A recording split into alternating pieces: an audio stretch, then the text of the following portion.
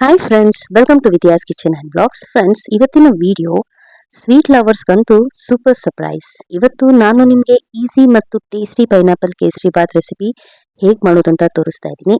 Just 10 ಇಲ್ಲ 15 ಮಿನಿಟ್ಸಲ್ಲಿ hotel style ಅಥವಾ ಯಾವುದನ್ನ ಫಂಕ್ಷನ್ಗಳಲ್ಲಿ ನಾವು ಟೇಸ್ಟ್ ಮಾಡೋ ಪೈನಾಪಲ್ ಕೇಸರಿ ಬಾತ್ ಥರನೇ ಹೇಗೆ ಮಾಡೋದಂತ ಈ ರೆಸಿಪಿಲಿ ನೋಡೋಣ. ವೀಕೆಂಡ್ ಬ್ರೇಕ್ಫಾಸ್ಟ್ ಅಥವಾ ಹಬ್ಬಗಳು ಆ ಟೈಮಲ್ಲಿ ಅಥವಾ ಯಾರನ್ನ ನೆಂಟರುಗಳು ಸಡನ್ ಆಗಿ ಬಂದಾಗ ಈ instant super tangy tasty pineapple kesari bath ಹೇಗೆ ಮಾಡೋದಂತ ಬನ್ನಿ ಫ್ರೆಂಡ್ಸ್ ವಿಡಿಯೋಲಿ ತಿಳ್ಕೊಳ್ಳೋಣ.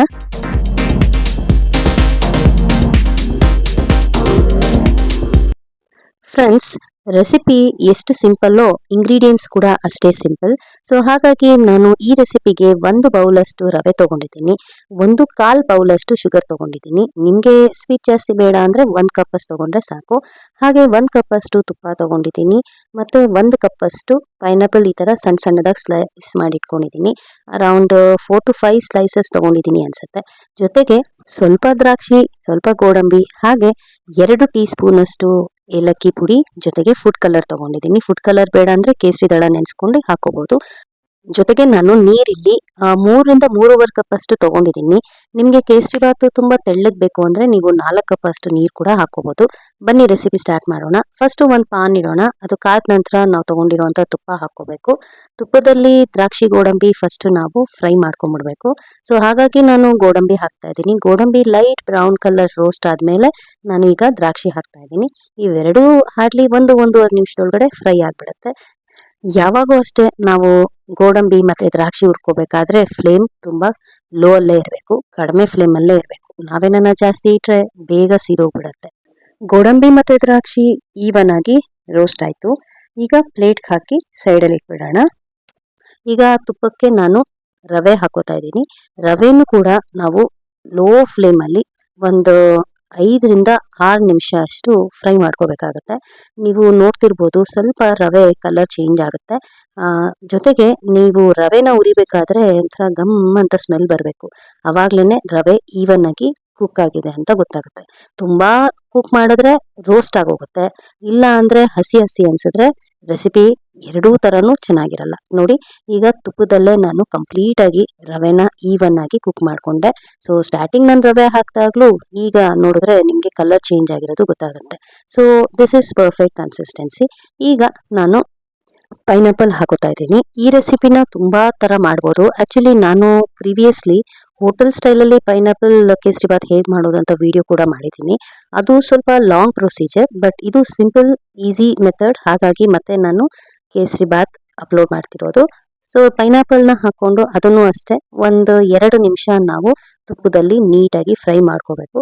ಯಾವಾಗೂ ಅಷ್ಟೇ ಏನೇ ಇಂಗ್ರೀಡಿಯೆಂಟ್ಸ್ನ ನಾವು ಲೋ ಫ್ಲೇಮಲ್ಲಿ ತುಪ್ಪದಲ್ಲಿ ಫ್ರೈ ಮಾಡಿಕೊಂಡ್ರೆ ಅದರದ್ದು ಟೇಸ್ಟೇ ಬೇರೆ, ಕರೆಕ್ಟಾ? ಸೊ ಈಗ ಪೈನಾಪಲ್ನ ಈವನ್ ಆಗಿ ಕುಕ್ ಮಾಡ್ಕೊಂಡಿದ್ದೀನಿ. ಪೈನಾಪಲ್ ಸ್ಲೈಸಸ್ನ ಸ್ವಲ್ಪ ಚಿಕ್ಕದಾಗಿ ಹಚ್ಕೊಂಡ್ರೆ ಚೆನ್ನಾಗಿರುತ್ತೆ. ಯಾಕಂದರೆ ನಾವು ಕೇಸರಿ ಬಾತ್ ತಿನ್ನಬೇಕಾದ್ರೆ ಬಾಯಿಗೆ ಲೈಟಾಗಿ ಸಿಗ್ತಾ ಇದ್ರೆ ಇನ್ನೂ ಟೇಸ್ಟ್ ಎನ್ಹಾನ್ಸ್ ಆಗುತ್ತೆ. ಈಗ ನಾನು ಕೆಟಲಲ್ಲಿ ಬಿಸಿ ಮಾಡ್ಕೊಂಡಿದ್ದಂಥ ನೀರು ಹಾಕ್ತಾ ಇದ್ದೀನಿ. 3.5 ಕಪ್ಪಷ್ಟು ನೀರು ಹಾಕ್ತಾ ಇದ್ದೀನಿ. ಇದನ್ನು ಚೆನ್ನಾಗಿ ನಾವು ಮಿಕ್ಸ್ ಮಾಡ್ಕೋಬೇಕು. ನೋಡಿ, ಇಷ್ಟು ತೆಳ್ಳಗಿದ್ರೆ ಸಾಕು. ಇಲ್ಲ ಇನ್ನೂ ನಮಗೆ ತೆಳ್ಳಗೆ ಬೇಕು ಕೇಸರಿ ಬಾತ್ ಅಂದರೆ ನೀವು ಇನ್ನೂ ಅರ್ಧ-ಮುಕ್ಕಾಲು ಗ್ಲಾಸ್ ಎಕ್ಸ್ಟ್ರಾ ಹಾಕೋಬೋದು.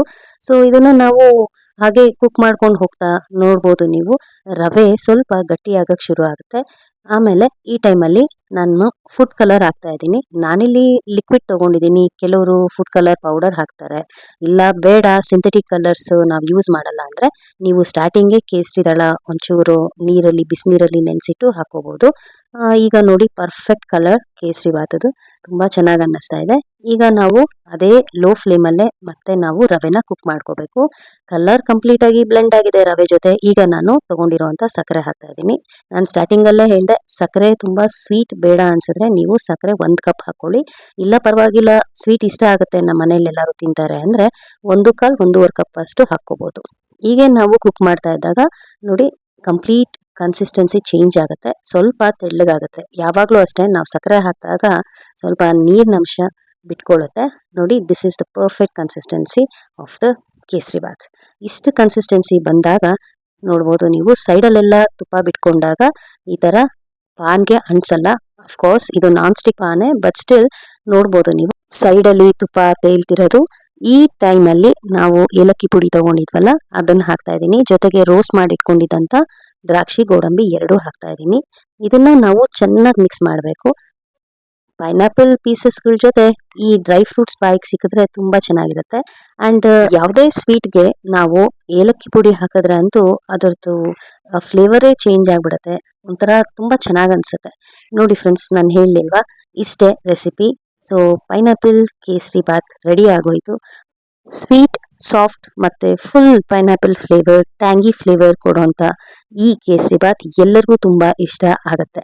ನೀವು ಕೂಡ ಈ ರೆಸಿಪಿ ಟ್ರೈ ಮಾಡಿ ನಿಮ್ಮ ಫ್ಯಾಮಿಲಿ ಜೊತೆ ಎಂಜಾಯ್ ಮಾಡಿ. ಕೇಸರಿ ಬಾತ್ ರೆಡಿ ಆದಮೇಲೆ ಲಾಸ್ಟಲ್ಲಿ ನೀವು ಬೇಕಾದರೆ 1 ಟೇಬಲ್ ಸ್ಪೂನ್ ಅಷ್ಟು ತುಪ್ಪ ಮತ್ತೆ ಹಾಕೋಬಹುದು. ನನ್ನ ಮಗಳಿಗೆ ಸ್ವೀಟ್ಸ್ ಅಂದರೆ ಅಷ್ಟು ಇಷ್ಟ ಆಗಲ್ಲ, ತುಂಬ ಕಡಿಮೆ ತಿಂತಾಳೆ ಅವಳು. ಹಾಗಾಗಿ ಏನನ್ನ ಸ್ವೀಟ್ ಬೇಕಾ ಅಂದರೆ ಡೆಫಿನೆಟ್ಲಿ ಅವಳ ಆಪ್ಷನಲ್ಲಿ ಈ ಪೈನಾಪಲ್ ಕೇಸರಿ ಬಾತ್ ಅಂತೂ ಇದ್ದೇ ಇರುತ್ತೆ. ಹಾಗಾಗಿ ತುಂಬ ಇಷ್ಟಪಟ್ಟು ತಿಂತಾಳೆ ಆ್ಯಂಡ್ ತುಂಬ ಚೆನ್ನಾಗಿರುತ್ತೆ. ಸ್ವೀಟ್ ಜೊತೆ ಸಾಫ್ಟಾಗಿ ಟ್ಯಾಂಗಿ ಫ್ಲೇವರ್ ಬಾಯಿ ತುಂಬ ತುಂಬುತ್ತೆ ಪೈನಾಪಲ್ ಫ್ಲೇವರು.